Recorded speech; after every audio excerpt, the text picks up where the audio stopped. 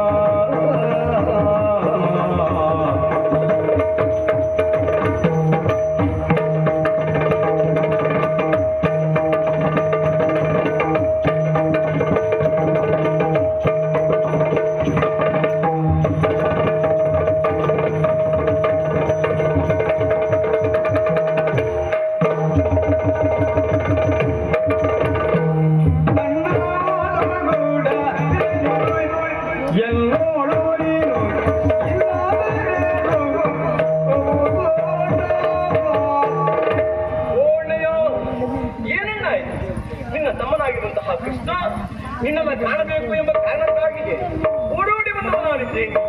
ಎಷ್ಟು ದಿನ ನಾನು ಬಂದವಾಗ ಒಂದೆಯ ತಮ್ಮ ಬಾ ಕುಳ್ಳಿರುವೆ ಎನ್ನುವ ಹಾಗೆ ನನ್ನನ್ನು ಪ್ರೀತಿಯಿಂದ ಬರಮಾಡಿಕೊಂಡು ನಿನ್ನ ಪಕ್ಕದಲ್ಲಿ ಕುಳಿಸಿಕೊಳ್ಳುತ್ತಾ ಇದ್ದವ, ನನ್ನನ್ನು ಆಲಂಬಿಸಿಕೊಳ್ಳುತ್ತಾ ಇದ್ದವ. ಆದ್ರೆ ಇವತ್ತು ಹಾಗಲ್ಲ, ನನ್ನನ್ನು ಕಂಡರೂ ಕೂಡ ಕಾಣದೇ ಇದ್ದವನಾಗಿ ವರ್ತಿಸುತ್ತಾ ಇದ್ದೀಯ. ನಮಸ್ಕರಿಸಿದರೂ ಕೂಡ ನಿನ್ನ ಮುಖವನ್ನು ನೀನು ತಿರುಗಿಸುತ್ತಾ ಇದ್ದೀಯ. ಅಣೆಯ, ನಿನ್ನ ಅವಸ್ಥೆ ಹೇಗಾಗಿದೆ ಕೇಳಿದ್ರೆ ದುಗುಡಾವಸ್ಥೆ ಎನ್ನುವುದಕ್ಕೆ ಅನುಮಾನವೇ ಇಲ್ಲ. ಮುಖದಲ್ಲಿ ಯಾವ ಕಳೆಯೂ ಇಲ್ಲ. ಕಳೆಗೊಂಡಿರಬಹುದಾದಂತಹ ನೀನು ಇವತ್ತು ಈ ರೀತಿಯಲ್ಲಿ ದುಗುಡಾವಸ್ಥೆಯಲ್ಲಿ ಇದೆಯಾ ಅಂತಾದ್ರೆ ಅದಕ್ಕೆ ಕಾರಣ ಏನು? ಯಾರಿಂದ ಏನಾಯ್ತು? ಯಾಕಾಗಿ ದುಗುಡ ಹೇಳಬಾರೇ ನನ್ನ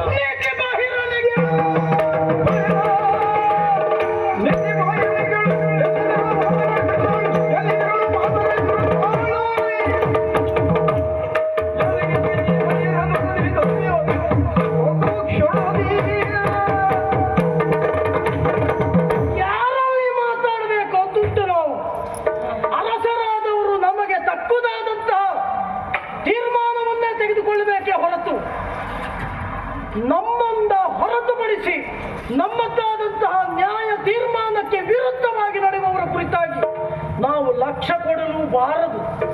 ಅಲ್ಲದೆ ಹೋದ್ರೆ ರನ್ನ ಮಾಡಿಕದಂತೆ ಹೊಳೆಯುವ ನಾವ್ಯಾವತ್ತೂ ಹೊಳೆಯುತ್ತಿರುವವರೇ, ಹೊಳೆಯಬೇಕಾದವರೇ. ಆದರೆ ನಮ್ಮ ಯೋಗ್ಯತೆ ಏನು ಎನ್ನುವುದು ನಮ್ಮ ಜೊತೆಗಿದ್ದವರಿಗೆ ತಿಳಿಲಿಲ್ಲ ಅಂತ ಬೇಸರ ಆಗುವಂತಹದ್ದು.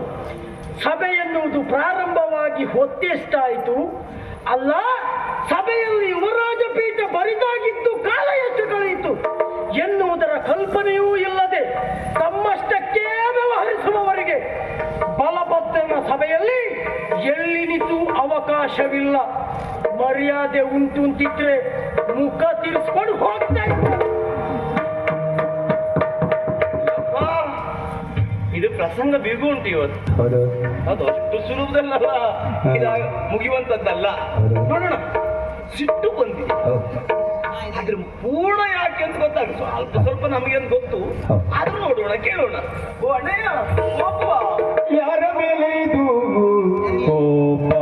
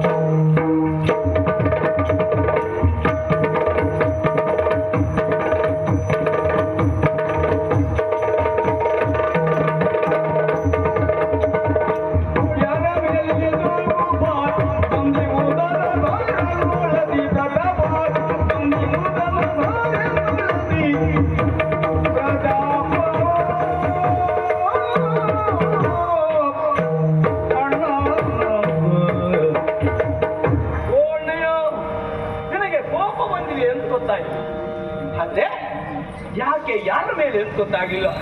ಅಣ್ಣಯ್ಯ, ಕೋಪ ಬರಬೇಕು ಇನ್ನೊಬ್ಬರ ಮೇಲೆ ಅಂತಾದ್ರೆ ಏನಾದ್ರೂ ತಪ್ಪು ಮಾಡಿರ್ಬೇಕು.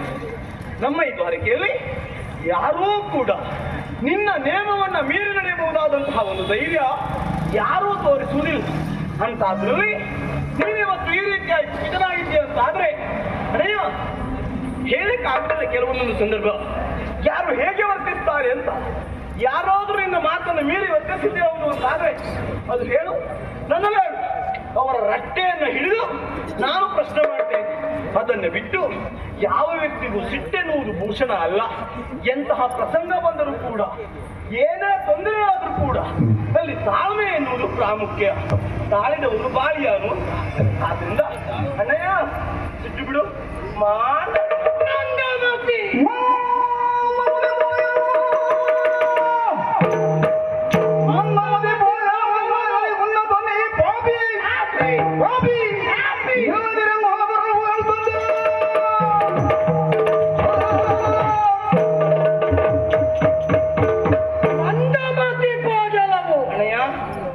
ಕುಲಕತಿ ಕುಂಡ ತಂದಿಹ ಪಾಪಿ. ಯದುಕುಲ ಎನ್ನುವುದು ಇಷ್ಟರವರೆಗೆ ಒಂದು ಯೋಗ್ಯತೆ ಸ್ಥಾನಮಾನವನ್ನ ಪಡೆದಿದೆ. ಒಂದು ಕಾಲದಲ್ಲಿ ಚಕ್ರವರ್ತಿಗಳಿಗೆ ಅಥವಾ ಪೀಠಾರೋಹಣಕ್ಕೆ ನಾವು ಅನರ್ಹರು ಎನ್ನುವ ಹಾಗೆ ನಮ್ಮ ಪಾಲಿಗೆ ಬಂದದ್ದು ಶಾಪ. ಆದ್ರೆ ಈಗ ಚಕ್ರವರ್ತಿಗಳು ತಮ್ಮದಾದಂತಹ ಕಾರ್ಯಪ್ರವೃತ್ತತೆಗೆ ಮುಂದಾಗಬೇಕು ಅಂತಿದ್ರೆ ಯದುಕುಲದ ನಿಯಮ ಎನ್ನುವುದು ಬೇಕು. ಅಷ್ಟು ನಿಯಮಗಳನ್ನ ತಂದಿದ್ದವ ಯಾರು ಕೇಳಿದ್ರೆ ಅದು ನಾನು. ಅಣ್ಣಯ್ಯ ಎಂತದ್ದು ಅದ್ರ ಮಟ್ಟಿಗೆ ಎರಡು ಮಾತಿಲ್ಲ. ನಿನ್ನಿಂದಲೇ ಎಲ್ಲ ಸಾಮಾನ್ಯದವರ ನೀನು. ಖಂಡಿತ ಹೌದು. ನಾವು ಸಾಮಾನ್ಯದವರಲ್ಲ, ನೀವು ನಾವು ಲೆಕ್ಕಕ್ಕಿಲ್ಲ ಒಟ್ಟು. ಆದ್ದರಿಂದ ನೀವು ನಮ್ಮನ್ನು ಮಾತಾಡ್ಲಿಕ್ಕಿಲ್ಲ. ಖಂಡಿತ ಹೌದು. ನಾನು ಸಮಾನಶೀಲೆ ವ್ಯಸನೇಸು ಸತ್ಯಂ. ಅಣ್ಣಯ್ಯ ಎಂತದ್ದು ಅದು ಅರಸ ಮತ್ತೆ ಪ್ರಜೆ ಆದ್ರೆ ಹೌದು. ನಾವು ಹಾಗಲ್ವಲ್ಲ. ಸಹೋದರವ್ಯದಲ್ಲಿ ಅಣ್ಣ ತಮ್ಮಂದಿರು ಸಹೋದರರೇ ಹೌದು ಅಂತಿದ್ರು. ನಿನ್ನ ವ್ಯವಹಾರ ಹಾಗುಂಟ ತಪ್ಪಿತ ಅಂತಿಂದಲೇ ನಿನ್ನನ್ನು ಆಕ್ಷೇಪಿಸ್ತಿರುವುದು. ಅಣ್ಣಯ್ಯ ಕೆಲವೆಲ್ಲ ಗೊತ್ತಾಗುದಿಲ್ಲ. ಎಲ್ಲಣ್ಣ ನೀನು ಎಲ್ಲಿ ಅಂತ ನಿನ್ನಲ್ಲಿ ಹೇಳಿ ನಾನು ನಿನ್ ಸರಿ ಮಾಡ್ಲಿಕ್ಕೆ ಆಗುದಿಲ್ಲ ಅಂತ ಗೊತ್ತಾಗಿದೆ. ಅಲ್ಲ ನೋಡ್ಕೊಳ್ಳು. ಮತ್ತೆ 3 ದಿವಸಗಳಾಯ್ತು ನೀ ಸಭಾ ಪ್ರವೇಶ ಮಾಡಿದೆ, ಹೌದಾ? 3 ದಿವಸ ಆಯ್ತಾ? ಈಗ ಯುವರಾಜ ಆಸನ ಎನ್ನುವುದು ಈಗ ಹೇಗುಂಟು ನೋಡು. ಏನಾಯ್ತಣ್ಣ? ತೀರ್ಸಿಟ್ಟಿದ್ದೇನೆ. ಹೌದಾ? ಯಾಕೆ? ಅಣ್ಣಯ್ಯ 3 ದಿನ ಬಾರದೆ ಹೋದವ 100 ದಿನದ್ದು ಅಗತ್ಯ ನಿನ್ನದಿಲ್ಲ ಅಂತ. ಅಣ್ಣಯ್ಯ ಕೆಲವು ಹೀಗೂ ಆಗ್ತದೆ. ಈ ಆಸನವನ್ನೆಲ್ಲ ಇಟ್ಟು ವ್ಯವಸ್ಥೆ ಮಾಡೋರಿದ್ದಾರಲ್ಲ, ಕೆಲವರೆಲ್ಲ ಕೇಳುದಿಲ್ಲ ಅಣ್ಣ. ಏನೋ ತಪ್ಪು ಮಾಡ್ತಾರೆ. ಅದ್ರ ಬಗ್ಗೆ ಎಲ್ಲ ಬೇಸರ. ನಿನ್ನ ಯಜಮಾನಿಕೆ ಇರ್ಬಹುದು, ನಮ್ಮ ಯಾಜಮಾನಿಕೆ ಎಲ್ಲ ಹಾಗಲ್ಲ. ಅಲ್ಲ ಅದೇ ನಾವು ಸೂಚನೆ ಕೊಟ್ಟರೆ ಮಾತ್ರ ಅಂತ ನಡಿಬೇಕು ಬಿಟ್ರೆ ಮತ್ತೊಬ್ಬರ ತಳ್ಳಿಯಿಂದ ಬರುವಂತದ್ದಲ್ಲ. ಇದು ನೀನೇ ಸೂಚನೆ ಕೊಟ್ಟಿದ್ದ? ನಾನೇ ಸೂಚನೆ ಕೊಟ್ಟು ತಿರ್ಸಿರಿಸಿದ್ದು. ನಿನ್ನ ಅನಿವಾರ್ಯವೂ ಇಲ್ಲ, ನಿನ್ನ ಅಗತ್ಯವೂ ಇಲ್ಲ. ಅರೆ ಕ್ಷಣ ನನ್ನ ಸಮ್ಮುಖ ನಿಲ್ಲಬೇಡ ನೋಡು. ನನಗೀಗ ಸಿಟ್ಟು ಬಂದಿದೆ. ಗೊತ್ತಾಯ್ತು. ಅದು ಒಂದು ಏನು ಈ ಸಿಟ್ಟು ಬಂದ್ರು ಚಂದ ಅಣ್ಣ. ಇಷ್ಟು ದಿನ ನನಗೆ ಗೊತ್ತಿರ್ಲಿಲ್ಲ. ನೀ ಹೇಳಿ ಗೊತ್ತಾಗ್ಬೇಕಾಗಿಲ್ಲ. ಗೊತ್ತಾಯ್ತಾ? ನಾವು ಸಿಟ್ಟು ಬಂದ್ರೆ ಚಂದ, ಸರಿ ಇದ್ರೆ ಚಂದ, ಅದೇನು ಬೇಕಾಗಿಲ್ಲ. ನಾವು ಹೇಗಿದ್ರು ಚಂದವೇ. ನಮ್ಮ ಅಣ್ಣ ಹಾಗೆ. ಅದನ್ನು ನೀ ಹೇಳಿ ನಂಗೆ ತಿಳಿಬೇಕಾಗಿಲ್ಲ. ನೋಡು, ನೀನಿದೆ ಸಭೆಯಲ್ಲಿ ಇರ್ತಿಂತಿದ್ರೆ ಅರೆಕ್ಷಣ ಸಭೆಯಲ್ಲಿ ನಾನು ಇರುವುದಿಲ್ಲ. ಹೋಗ್ತೀಯ ಇಲ್ವ ಅಷ್ಟೇ ಹೇಳು. ಅಣ್ಣಯ್ಯ ಮೈ ಮುಟ್ಟಬೇಡ. ನಾವು ಇಷ್ಟು ದಿನ ಹಾಗೆ ಅಲ್ವಣ್ಣ? ಇಷ್ಟು ದಿನ ನಾನು ಹೀಗಿದ್ದ ಅದಿಲ್ಲ, ಮತ್ತೆ ಇವತ್ತು ಹೀಗಿದ್ದೆ ಅಂತ ಮೈ ಮುಟ್ಟಕ್ಕಿಲ್ಲ. ಅದೇನುದು ದೂರ ನಿಂತು ಮಾತಾಡ್ಬೇಕು. ಇಷ್ಟು ದಿನ ಹಾಗಿಲ್ಲ. ನೀ ಹೋಗ್ತೀಯೋ ಇಲ್ವೋ ಅಷ್ಟೇ. ಅಣ್ಣ ನಾನು ಹೋಗುದಿಲ್ಲ.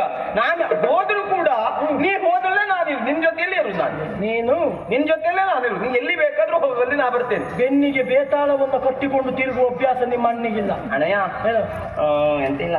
ಹೋಗ್ತೀಯೋ ಇಲ್ವೋ? ನಾನು ನಿನ್ ಬಿಟ್ಟು ಹೇಗಿರ್ಲಣ್ಣ. ಮೈ ಮುಟ್ಟಬೇಡ ಅಂದೆ. ನಾನ್ ನಿನ್ ಬಿಟ್ಟು ಹೋಗುದಿಲ್ಲ. ನನಗೆ ನೀ ಬೇಕು ಅಷ್ಟೇ. ಸಭೆಯನ್ನ ನೀ ಬಿಟ್ಟು ಹೋಗ್ತೀಯೋ ಇಲ್ವೋ? ನೀವು ಹೋದ್ರೆ ಮಾತ್ರ ನಿನ್ ಜೊತೆ ನಾ ಬರ್ತೀಯ ಅಷ್ಟೇ. ನಾ ಹೋದ್ರೆ ನಿನ್ ಜೊತೆ ನಾ ಬರ್ತೀನಿ. ನನ್ ಜೊತೆಗೆ ಬರ್ತೀಯ? ನೀ ಎಲ್ಲಿರ್ತೀಯೋ ನನ್ ಜೊತೆಗೆ ಬರ್ತೀಯ? ಜೊತೆಗೆ ಬರ್ತೀಯ?